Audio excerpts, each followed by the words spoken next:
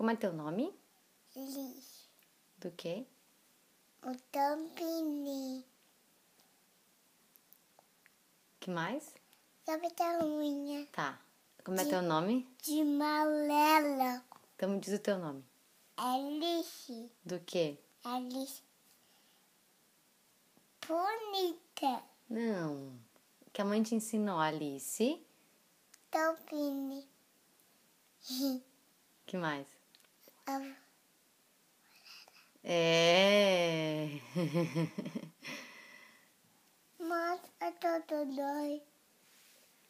Deixa eu ver.